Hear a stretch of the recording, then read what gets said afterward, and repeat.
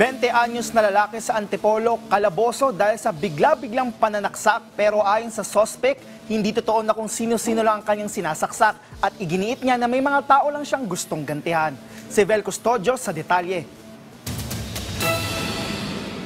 Sa social media post na ito, nagbigay babala ang isang concerned citizen sa isang lalaking umaaligid sa barangay Kupang sa Antipolo. Ayon sa nagpost, bigla-bigla na lang daw nananaksak ng mga tao ang lalaki.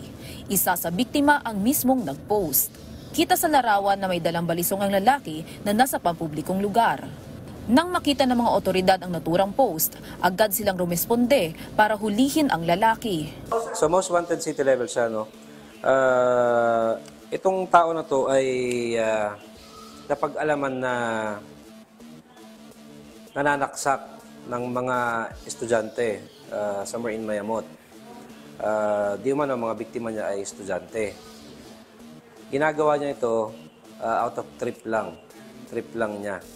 So pagka ikaw makakasalubong niya at nakakonsultahan ka niya, sasaksakin ka nitong taon to. Buti na lang, ligtas naman ang mga biktima ng suspect. Nakipagtulungan ng pulis sa tracker team at barangay para matiktikan ng 20 anyos na suspect na si alias Calvo. Dahil sa social media, background pa lang makikita na natin, magkakaroon tayo ng idea kung saan lugar ito. At pwede tayo doon mag-umpisa. Doon sa ginamit ng background, mag-umpisa tayo ron, makikipag-coordinate tayo sa lugar. At most probably makakuha tayo ng information leading kung saan talaga siya naglalagi. Nang mahuli na siya ng mga pulis, napag-alaman na may kaso na rin pala siya ng pagnanakaw. Itinanggi ng suspect na wala siyang pinipili sa mga sinasaksak niya. May tao lang daw siya na gustong gantihan, kaya siya nananaksak. Habang pauwi po, galing po trabaho, para po naangasan po sila sa akin, bigla pong inubad nila yung sombrero ko.